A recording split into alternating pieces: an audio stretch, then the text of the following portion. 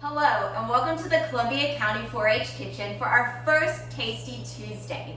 My name is Kelly Cody Brookins, and I'm the 4-H agent. And I'm Karen Tankersley, and I'm the 4-H educator. And today we're going to be making ground pork Asian lettuce wraps for you. Super yummy. So this recipe, as well as all the other recipes we'll be doing in the next 5 weeks, come from this wonderful cookbook. It's called Fresh Chefs. It was published earlier this year by National 4-H. And in here are recipes from celebrities, celebrity 4-Hers, as well as 4-Hers and staff around the country. And this can actually be downloaded online if you signed up for our daily emails. I sent a link to it. You're more than welcome to download it yourself so you have it at your home. You can also get a printed copy like this if you like, that's spiral bound. And we are selling those at our office for $6 if you would like one of those as well. And also, just a quick note, this recipe was also coordinated with a celebrity chef, Carla Hall. She has been on the Top Chef show, she's been on the cooking show, she's been on the Chew, she's even been on ABC in her own show. So she's also, just so you know, a 4-H alumni. And the great thing about these recipes is that they're fairly easy, they're good to do with the whole family, and they're nutritious, but they're yummy. So, and there's also a lot of options in here. So I highly recommend this cookbook. And like I said, all of our recipes will come from this cookbook. All right, so first things first, we want to prepare our area. So make sure you're in a kitchen, you've got a nice big area to work with. Also, if you're probably middle school or younger, make sure that you have an adult supervision while you are cooking. This is a great family activity, like I said, so you can get the whole family involved. But when we're using knives and heat and stoves and things like that, we want to make sure that we have that proper adult supervision and for safety reasons. And the first thing you want to do before you touch anything is you would want to wash your hands. I'm going to show you how to do that. First, of course, you know this is probably dirty, so we're going to get some soap. I'm going to take and rub my hands really, really good, like I'm kind of scrubbing, like I'm getting ready to go to surgery. And so you're going to want to wash your hands for 20 seconds, and a great way to do that is by saying the 4-H pledge. Ah. So, Okay. I pledge my head to clearer thinking, my heart to greater loyalty, my hands to larger service, my health to better living, for my club, my community, my country, and my world. And then I'm not going to use my hand to turn the water off. I'm going to use the back of my hand so that I don't touch the dirty faucet. And also, you're more than welcome to use gloves when you cook. I've already washed my hands, so I'm going to use my hands. But especially right now with coronavirus, COVID-19, we want to make sure that we're staying extra safe. And Miss Karen's going to be handling some raw meat here in just a couple of minutes. So she is going to wear some gloves for that purpose.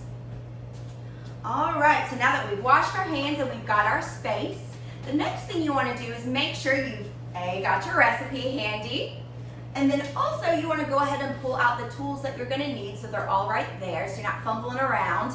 And that's the first thing Miss Karen and I did when we came into the kitchen. So we've got some measuring cups. We have a tablespoon, a half cup, and a cup.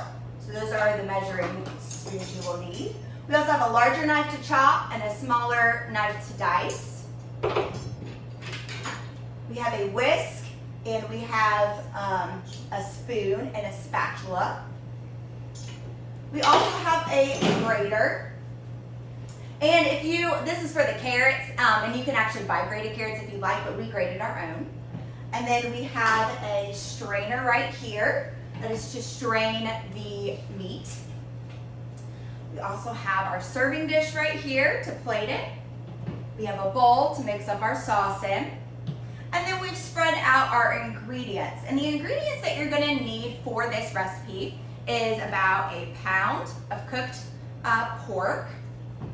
You may want more, it depends on how big your family is. So this is just a pound, But if you want to serve more like 6 to 8, you're probably going to need 2 pounds. So I would say this serves 4 to 5. And this is what it looks like. This was actually Smithfield's ground pork. So if you're looking, it does say ground pork on it. There's ground turkey, there's ground chicken. You can use any of those. If you're a vegetarian, you can use well, you can use tofu, yeah, absolutely. And you can use ground beef if you like as well. Yeah. I will say the sauce goes real well with the pork flavors, but I think it would probably go well with any of the meats. Absolutely. All right, so the next thing that we have is we have ginger. And this is what the ginger looks like. It's actually a root that grows underneath the ground. I don't know if anybody's ever seen ginger. With Asian food, it's in a lot of Asian food. And we've just diced some up, and we've got 2 tablespoons there of that. And just to clarify, Miss Tankersley just said to Miss Kelly, I didn't never buy this in the store because I didn't know what to do with it. So I had to ask her, how do you prepare it? And she was like, just like a carrot. Yeah, so yeah, you peel it and you chop it up. They also sell it already chopped up too in a nice little bowl because it is kind of a bit of a pain. And then we have carrots, and these are what we use the grater for. We grated the carrots, and like I said, you can buy them pre-shredded if you would like. And this is a 1/2 cup of carrots. Then we have green onions. So we had 3 green onions, and they look like this. And so this part grows underneath the ground, so smaller than a normal onion. And you can actually eat the tops of these and the bottoms of these. Typically the green part is called chives. And we're gonna use both. I've separated them because some people just like the top, some people like the bottom, some people like both. I like both of them, but my husband will only eat the green part and throws away the bottom, and it drives me crazy. But both parts are good, so you can use whatever you like. And then next we have onions. The regular, and we used the Vidalias because we are selling Vidalias this past month. So use your Vidalias instead of a yellow or a white onion. Yeah, if you bought have from a a much better fundraiser. flavor. Yeah, this is a 1/2 cup, and Vidalia onion is a little bit sweeter. My dad likes these. He prefers these. But if you like a little bit of more of a kick, you can use red onions or regular yellow onions if you like. But like Miss Karen said, we use these from our fundraiser. So if you bought some onions for us, this is a great recipe to use those in. Next we have some olive oil, and we're actually going to use this to brown our meat. That is 2 tablespoons of that. We have 1 tablespoon of rice vinegar. This is clear. You can buy this at the store. It's over by the oil and vinegar. Next we have sesame seed oil, and this is found on the international aisle typically with the Asian food. And we have, I believe, 1 tablespoon of that. And then we have 2 tablespoons of soy sauce. You guys probably have this in your refrigerator. This is also found on the international aisle. And then this is hoisin sauce, and this is also on the international aisle by the Asian food. And this is super, super tasty, and you are going to need a 1/2 cup of this. And this was full when we started, so it was about that much of it. All right. Well, so this is our Vidalia onions. So you're gonna chop these up into nice fine pieces. This is the carrot that you grate as well. You're also gonna need a head of lettuce, and we'll get to that at the end. Did I miss anything, Miss Karen? Well, we kind of did. The recipe also called for sriracha, and I kind of omitted it from the recipe because Miss Karen is a wimp with heat. Miss Kelly, on the other hand, said she loved it. So, but you can add it or not add it, Yes, and it still tastes good, I think. My husband and I go through lots of sriracha sauce, but that's okay. But that's kind of a topping too, so, and you can put it in the sauce or you can put it on top, depending on what your heat tolerance is. There's also garlic in this as well, that you can add if you like garlic. All right. Okay, so the first thing we're gonna do is Miss Karen is gonna show you how to brown the meat. So the first thing that you wanna do is make sure that your stove is on and that your pan is getting hot. And I am going to make sure I turn the right eye on. I'm just kind of lightly hovering my hand. Oh, see, I turned the wrong one on. Yep, now I have the right one on. I'm gonna put my gloves on. And we're gonna turn that to about medium high heat. You don't want it too hot either. So you really wanna get a good medium heat going and get that. And if you have numbers on your stove, that would be like a 4, 3, 4, or 5, somewhere in there. And you will put the olive oil into the pan first. And I just kind of drizzle it just so that it kind of go ahead and get all over the pan. I use a slotted spoon just because I like to be able to kind of pick my meat up out of the grease some. I'm going to let it heat up a little bit. Also, I'm going to get my salt and pepper. I'm going to use the hand that I have not touched anything with, because I'm going to salt and pepper my ground pork as I cook it. I think it cooks it in better. All right, so while we're getting the pan heated up, we can go ahead and start making our sauce. And I've kind of portioned everything out here just for ease and for time constraints, but you don't have to do it this way. You can just use your measuring cups and pour it right into the bowl if you would like. All right, and we're also, let's see, Miss Karen, you're also gonna need the ginger after it heats up a little bit. You put that in for 2 minutes, all right? So you wanna make sure you have your ginger handy. That's actually gonna go directly into the meat. Okay. All right, so. And as you can see also, I've crumbled up because we want this to be ground loose pork, not a chunk. So I broke it up as I dropped it in there, and now I'm just kind of breaking it apart with my spoon. Gonna add my salt and pepper.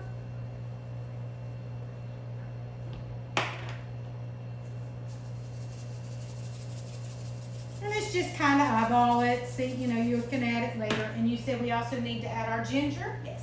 So here is my ginger, and I'm just gonna kind of chop it around. This, you could also add your garlic. If you were gonna use garlic, you could add your garlic now.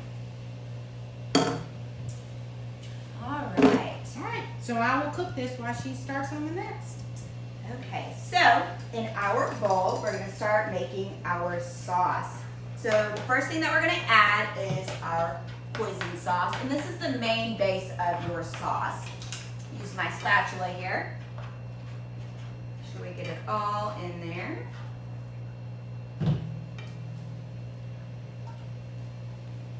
Just like that. And then next, we are going to add the sesame oil. So that is this right here. And then we are going to add the rice wine.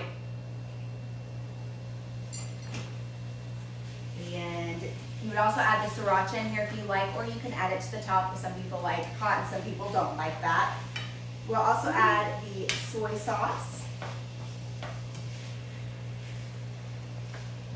And the green onions, the bottom part of them, the white part. Get out of there. All right. Then we're gonna take a whisk. A small whisk works just fine. And you're just gonna stir that up as best as you can. It's gonna kind of naturally separate because there's some oil and vinegar in there, but you're just gonna stir that in. All right, you can start hearing the ground pork frying up, and it will take that pinky red color and start turning a light brown. And I'm just constantly kind of using my spoon to break it up because, like I said, I don't want big chunks. I mean, you might want big chunks, but I'd rather have it a little more uniform. And it just kind of takes some time to cook. If you don't think it's cooking, just turn it up just a little bit, which is what I kind of did. I'm up to about 5 now, just because I feel like it was taking too long to get hot. And then when it gets hot, I can always turn it back down. And you want to make sure that the pork is cooked thoroughly. So make sure it is fully brown when it's done. You shouldn't see any pink, Okay, we want to make sure that it is cooked. If it's not, you can possibly get food poisoning, and that's no fun. Can you see this, Miss Linda? The coloring? Okay. All right, so here's the sauce. So while that's cooking, I'm going to talk a little bit about nutrition. So if you happen to be in 5th grade last year, we did our My Plate activity in January. And if you're not familiar with My Plate, that's the government's recommendations for nutrition. If you're old school like me, I learned about the food pyramid. This is the new food pyramid. It's My Plate and it looks like a plate. And essentially, you want to make sure that you're getting at least half your plate of fruits and vegetables.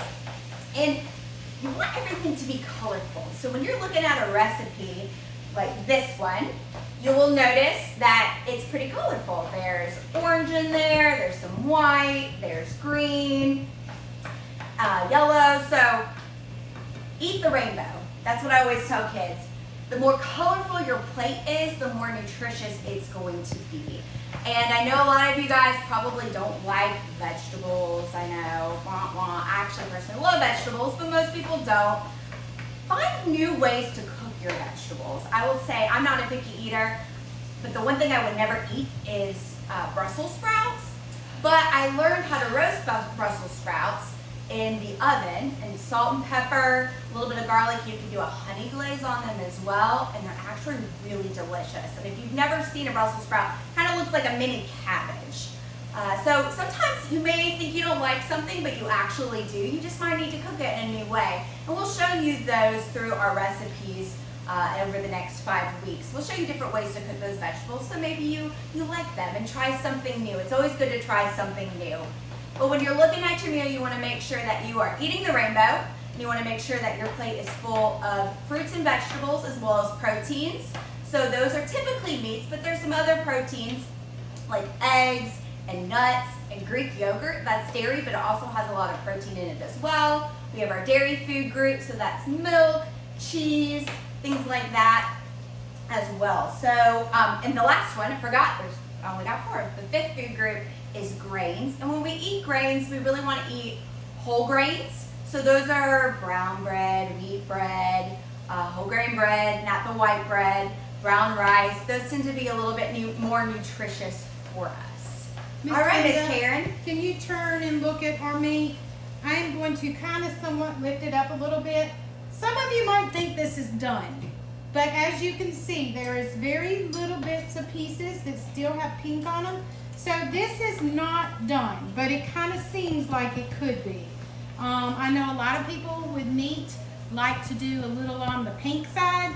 This is not a recipe that you want anything pink, okay? And also, just to chime in on what Miss Cody said, your taste buds are constantly changing. So something that you didn't like when you were a toddler or in elementary school, you may like now. So always think of your taste buds is constantly changing. And so everything's gonna taste different from time to time. This is also creating a little bit of grease. That is why we had the strainer. It does kind of look like grease, but it also looks like water. It depends on your diet. If you like a little bit, to me, a little bit of the grease gives it some flavor. So I may not drain it off. So I'm gonna continue cooking this while Miss Kelly does some more work, because this is not quite ready. And just to kind of sidebar on that a little bit, I cook ground turkey a lot. I'm actually allergic to beef. Fun fact about Miss Kelly. So I can't eat beef, it makes me really sick. So I eat a lot of ground turkey, and you can actually buy ground turkey with different fat contents in it. So if it has more fat in it, you may have to drain your ground turkey, because there will definitely be more fat on it. But if you get the lean turkey that's like 97% lean, you may not have to drain it. And the same kind of goes with pork, because pork that's fattier than others. If you're using beef, you're pretty much always going to have to drain the beef, because it does have quite a bit of fat on there. So just be aware of that. And like Miss Karen said, if you like a little bit of that in there, you could keep a little bit in there to mix in with the sauce if you like that flavor. They've even now got ground chicken, people. I mean, it's really, really good too. Yeah, my husband prefers ground chicken actually. Yeah. So he don't like turkey, he's so picky. All right, Miss Karen, is that about ready to I drain? think it is. I Okay. think it is now, finally. I mean, I could cook it longer if I felt the need. I'm going to take my spatula, and when you're draining, please make sure that you run some hot water in. Got the strainer in there. And I'm just going to kind of pour it. You got to be careful. That just, running the hot water just keeps it from kind of clumping up. And like I said, I did not completely drain it. I started pouring it up. We've got our nice little 4-H thing right here. I'm going to now go over and turn my stove off. Well, we're actually about, Oh. well, yes, we will need that. Oh, so we are still going to use the oven. Yeah, Okay. yeah. Or the stove, I should say. All right, so what we're gonna do next is we're going to add the carrots into this. Okay, so you're gonna put that directly in there. And then we're also gonna add our sauce. And after we add our sauce, we're gonna pop it back on the stove for about 5 minutes. And we're gonna let that cook together. And what that does is it really just puts the nice flavors in there and gets it all nice and warm. Let's see, we may need our spatula here. Make sure I get all this yummy sauce.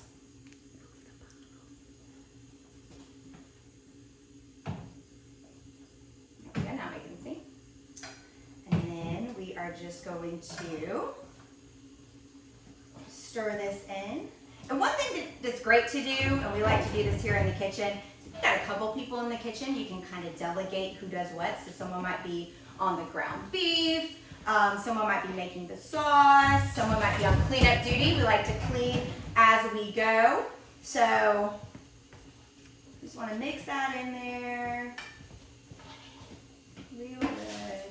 And I always keep a sink full of hot water so I can wash as I go, because I don't like to make too big of a mess. I may not get to washing it, but at least it's in there soaking. Right, and if you have a small kitchen like I do, my husband and I live in an apartment, so we kind of have to clean as we go. If we didn't, we wouldn't have enough counter space. All right, so we're gonna pop this over back on the stove, and Miss Karen's gonna watch us for about 5 minutes. And she's gonna kind of stir that in there a little bit. So you add the carrots. Now, are we looking for a caramelized consistency? It doesn't say. You don't want to burn it, but yeah, I would say probably the sauce is gonna kind of get a deeper brown color. Like And you a probably, syrupy? and you probably want to reduce the heat a little bit. You want to probably keep that on medium heat. If you do it up too high, I got it on 2. okay. If you do it too high, the sauce may burn on it, and you don't want that either. You don't want burnt sauce, all right? So I kind of just let that for 5 minutes, stir it in, simmer it a little bit. And while that is cooking, I'm going to show you how to prepare the lettuce portion. So of course with this, if you wanted to, you could put it on a roll or Hawaiian roll. We like those at my house. You can put it in some kind of bread or a whole wheat bread, because that's even healthier for you. But these are actually done with lettuce. And the recipe calls for Bibb lettuce, but we could not find Bibb lettuce at the grocery store, and it probably has something to do with just everything that's going on right now with the pandemic and being able to grow things and transfer things. So we actually are using some iceberg lettuce. So you can use this. The main thing with the lettuce is you want something that's going to make a little bit of a bowl, all right? So you wouldn't want to like use spinach, for instance. You'd want to use something like iceberg lettuce.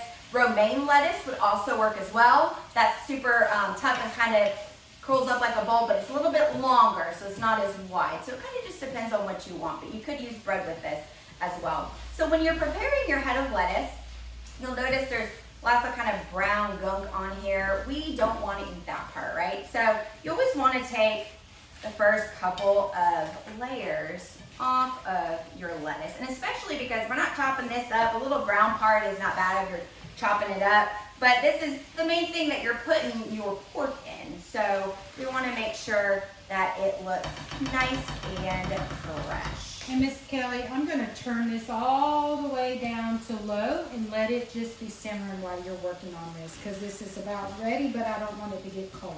Yep, sounds good. Throw this away. And I'm going to continue cleaning as she is working.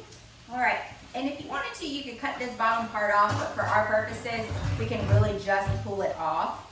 So We want to try to get a nice big leaf here. Let's see.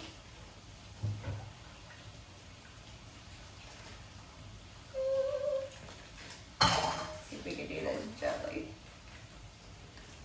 Might be easier said than done. Maybe if we, when you're using a knife, make sure. You know what the trick is, Miss Kelly? What's that? You hit it on the table. You take the palm of your hand, Oh, look at that. and then It breaks it up. so then you're able to just kind of pull that core out. Oh, look at that. Learning new things every day. That's what 4-H is about. So you see this is a nice big lettuce bowl right there. See if we can get another one off. And again, it depends on what kind of lettuce you want and how much you want to put in there. So we'll just use these 2 big ones right here. Let's see. Use this Yep, you need bowl some here. water. No. Yes. All right, and that's a good thing. So you may want to rinse off your lettuce. You can rinse off the top. It's always good we had already washed this lettuce, but you got those layers in there. So it's always a good idea to probably take some cool water. Got our dishes piling up in. Just kind of do that. You can also pull these apart if you want and lay them out and put them in the refrigerator. They'll get nice and cool and crisp. So that is always an idea as well. All right. So we've got our little boats, and I'm going to move this. All right. Miss Karen. What? Oh no. I What? forgot something.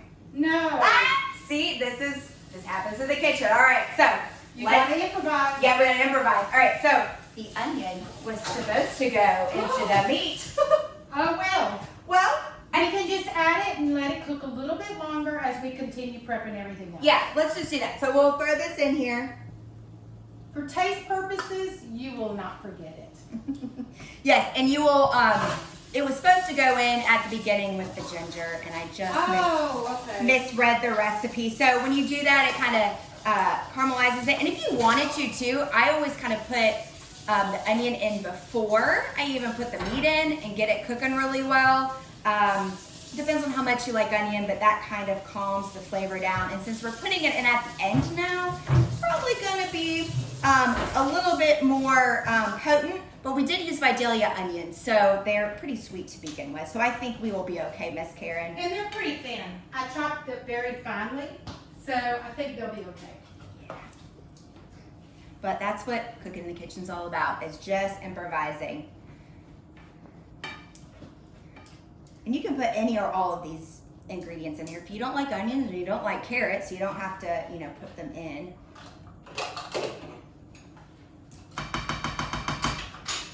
All right. Let that cook here just for another couple of seconds. So we have a couple of toppings. We have some extra carrots that we shredded if you would like to put that on top. We also have the green tops of the onions. Those are used for the top as well. If you would like, the recipe also says cilantro. If you like cilantro, that's optional. You can throw those on the top as well. I really like cilantro, but I know some people feel like cilantro tastes like soup. So Miss Linda, our secretary, I don't know if she does like some cilantro in there. And just to give a little kudos, Miss Linda is actually behind the camera right now. Miss Linda is our administrative assistant, our secretary, and she is helping us video everything for our virtual activities. So we are so thankful that she is here to help us with that. And I just turn this meat up just a little bit so that it can kind of steam up the onions, but it won't burn it. It'll just get it nice and hot again so that it can cook them. Still not loud enough. It smells good. Oh, it smells good. Miss And you Linda know, says it I was smells good. thinking too, there's some other things. This is Asian. You can always, at my house, I like to add things that are not necessarily on the recipe just to kind of give it some extra color. You could add some other things like bamboo shoots or water chestnuts, because those are part of the Asian culture to give it some extra crunch. Yeah. You Maybe could even like water chestnuts on the top, like maybe Yes. cut up. That'd be a good crunch to it. Yeah, that's a great idea. Yep. Yeah, absolutely. All right, so that's looking like it's probably Yep. pretty good. Make sure we turn off our stove. That's important. All right, especially if you've got a gas burner stove. We don't want that lit up. It stays pretty hot. All right, so now we're gonna plate our food. So all you really got to do is we're gonna put this in this lettuce right here. And for our kid size, if you notice on our lettuce, the further you get down, the smaller these little bowls go. You might want to take a smaller section for a kid. Yeah, just try it out.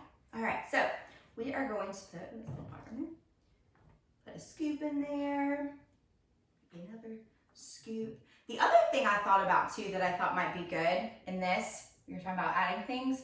I love pork and pineapples. Oh. So, and that's a common combination. I think it's more Hawaiian. They do that a lot. So, and Hawaiian food is kind of a mix between tropical and Asian. That's the way I would describe it. They eat a lot of rice and stuff too, but pork and pineapple. So that might be good on top, or maybe dice in. I don't know. A little bit of sour cream would be good too. Mm-hmm. As the top to garnish it, make it nice and pretty. And I was just thinking about these too. It shows it being an open rest thing, but you could actually, because these are so big, kind of somewhat wrap it up like an envelope. Yeah. And kind of eat it like a roll. Yeah, or like a taco almost. Mm-hmm. Yeah. So you can add whatever you like to the top. Maybe this is good enough for you. We'll add a little bit of carrots. This is when you can add your sriracha sauce as well. So you get a little extra crunch right there. And then we've got the tops of our green onions. Put a little bit of that on there. And voila, you have ground pork Asian lettuce wraps. Look at how colorful those are. Super easy to do. Can you see it, Miss Linda? Mm-hmm. All right, awesome.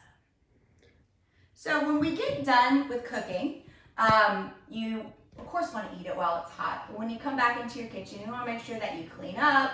You probably want to wash your hands again. Always wash your hands in between. Miss Karen was doing most of the pork with the raw meat, but you want to make sure that you are washing in between as well with that and cleaning up your area. And if anything spills, you want to make sure that you wipe that up as well. Want to make sure our space is nice and clean. And I took my gloves off when I got finished with the pork so that it would not transfer on anything else that We I was don't want doing. to cross-contaminate. So anyway, thank you so much for joining us for our first Tasty Tuesday. High five, Miss Kelly. Woohoo! And we will see you next Tuesday for another delicious recipe in the 4-H kitchen. Thank you.